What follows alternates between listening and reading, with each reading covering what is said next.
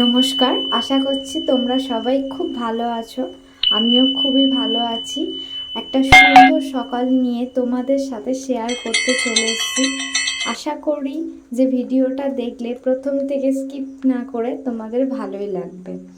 তো রান্নাবান্নার ভিডিও তোমরা যারা দেখেছো তাদের বুঝতে একটুও অসুবিধা হবে না, আমি জানি। তো রান্না পুজোর পরের দিন আমাদের ছিল বিশ্বকর্মা পুজো।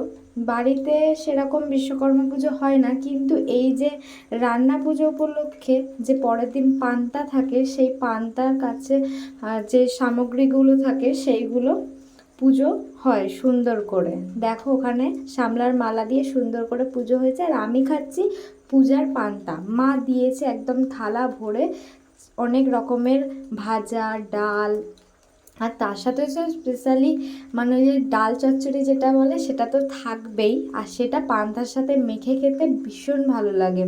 তোমরা যারা খেয়েছো বা যারা খাওনি, আমার দিক থেকে আমি বলবো যে তোমরা আমাকে কমেন্ট করে পরের বছর থেকে আমার বাড়ি জয়েন করতে পারো। আর যারা খেয়েছো তারা তো এর স্বাদ সবসময়ই জানবে।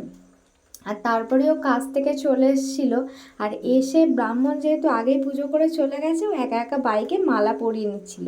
আর সন্ধে হয়ে যেতে আমি বেরিয়ে পড়লাম একটু কেনাকাটা করতে। জানি না কতক্ষণ কন্টিনিউ ভিডিও করতে পারবো, কারণ আকাশে প্রচণ্ড মেঘ, এই অন্ধকারে বোঝা যাচ্ছে না। তাই গাড়িগুলো দেখতে পাচ্ছ তাড়াতাড়ি সবাই বাড়ি যাওয়ার জন্য অস্থির। তো আমি জানি না কতক্ষণ ভিডিও করতে পারবো।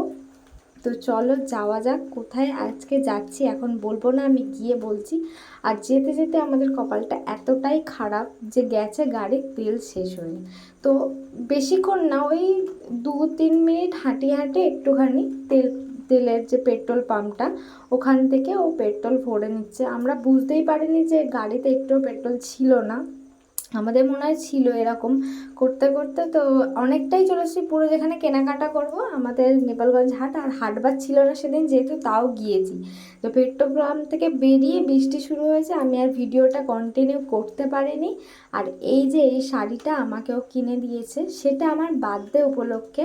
সামনেই আসছে আমার বার্থডে ভিডিও, সেটা তোমরা আশা করি দেখলে তোমাদের খুব ভালো লাগে। প্লিজ দেখো ভিডিওটা। আমি এই ভিডিওটার পরেই মানে শেয়ার করব তোমাদের সাথে। এই সুন্দর একদম নকশি কাঁথায় বোনা শাড়িটা আমাকে গিফট করেছে। আমার তো খুবই পছন্দ হয়েছে, এটা পুরোপুরি ওর পছন্দ করা একটা শাড়ি, ও চুজ করে দিয়েছে। আর ওর চয়েসটা আমার খুব পছন্দ হয়, আমার মায়েরও খুব পছন্দ ওর চয়েসটা।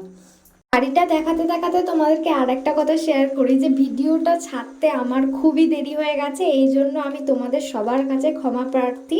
তো যাই হোক, সন্ধ্যেবেলাও বানিয়েছিল পাস্তা, আর আমি খেতে খেতে তোমাদের কাছে বিদায় চাইছি। টাটা, আবার দেখা হবে তোমাদের।